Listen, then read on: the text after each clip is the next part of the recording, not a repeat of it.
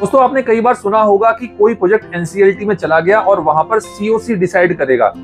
अब सवाल ये उठता है कि ये सीओसी आखिर है कौन और इसमें बायर यानी कि आप और मैं कितनी पावर रखते हैं। चलिए इसको सिंपल सी लैंग्वेज में समझते हैं। सीओसी यानी कि कमेटी ऑफ क्रेडिटर्स। जब किसी बिल्डर की कंपनी एनसीएलटी प्रोसेस में जाती है तो कंपनी के सारे बड़े बड़े जो लेंडर्स हैं और क्रेडिटर्स हैं एक टेबल पर बैठते हैं और मिलकर डिसाइड करते हैं कि प्रोजेक्ट का फ्यूचर क्या होगा।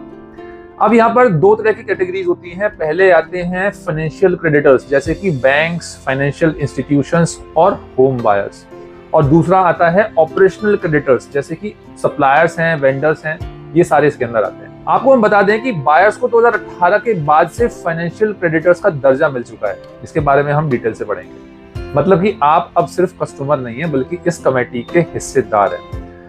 ये एक बहुत बड़ा बदलाव था जिससे कि बायर्स की आवाज को कानूनी महत्व मिला। अब आते हैं मेन पॉइंट पर। बायर्स के क्या राइट्स हैं? पहला, बायर्स वोट कर सकते हैं रेजोल्यूशंस पर। दूसरा, बायर्स प्रोजेक्ट के फ्यूचर को शेप कर सकते हैं। मतलब कौन सा नया बिल्डर आएगा, क्या रेजोल्यूशन प्लान एक्सेप्ट करेगा, होगा भी या नहीं होगा, ये सब बायर के वोट से तय होगा। तीसरा है, बायर्स को हर मीटिंग की जानकारी मिलती है।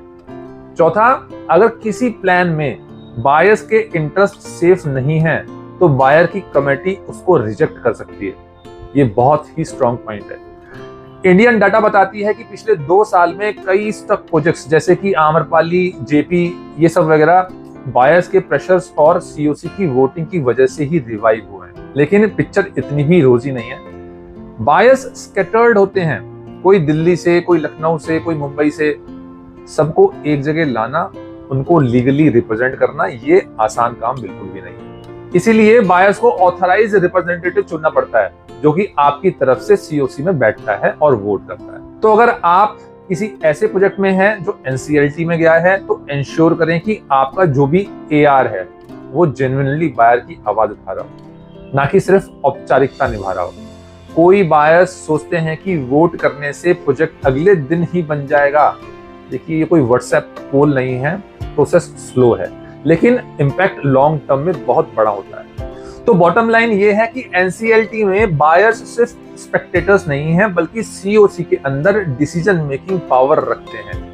आपकी यूनिटी और वोट की प्रोजेक्ट के फ्यूचर को बदल सकती है। अगर आप भी किसी ऐसे प्रोजेक्ट में जुड़े हुए हैं और समझना चाहते हैं कि सीओसी में आपके क्या रोल हैं या कैसे अपनी आवाज को आप मजबूत कर सकते हैं, if you need any help regarding this topic or related projects, you can talk with us. Just go to the description of this video and book a slot to consult with us. Thank you so much.